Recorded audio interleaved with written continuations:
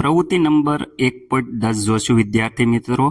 આમાં sodium સલ્ફેટને beryllium ક્લોરાઇડના દ્રાવણ સાથે મિક્સ કરવામાં આવે છે. સૌપ્રથમ આપણે બેરિલિયમ ક્લોરાઇડનો પાવડર લેશું.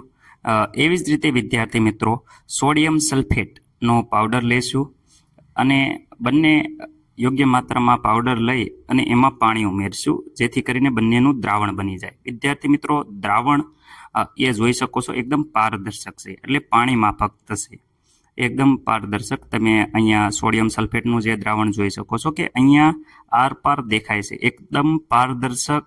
જેવી રીતે પાણી છે એવી જ રીતે તમે આર પાર જોઈ શકો છો, પારદર્શક જોઈ શકો છો સોડિયમ સલ્ફેટ. હવે વિદ્યાર્થી મિત્રો બેરિલિયમ ક્લોરાઇડ અને સોડિયમ સલ્ફેટ વચ્ચે પ્રક્રિયા થાય છે, એટલે જ્યારે બંને દ્રાવણ મિક્સ કરીએ છીએ ત્યારે એની વચ્ચે રાસાયણિક પ્રક્રિયા થાય છે. તો આપણે હવે બેરિલિયમ ક્લોરાઇડને સોડિયમ સલ્ફેટના દ્રાવણમાં મિક્સ કરતા તમે અહીંયા જોઈ શકો છો કે સફેદ અવક્ષેપણ થાય છે, એટલે કે BaSO4 બેરિલિયમ સલ્ફેટના સફેદ અવક્ષેપ મળે છે અને NaCl છૂટો પડે છે. વિદ્યાર્થી મિત્રો આ પ્રક્રિયામાં તમે દ્વિવિસ્થાપન પ્રક્રિયા કહી શકો છો કે બંને આયનોની આપલે થાય અને પ્રક્રિયામાં સફેદ અવક્ષેપ મળે છે જે BaSO4 ના છે.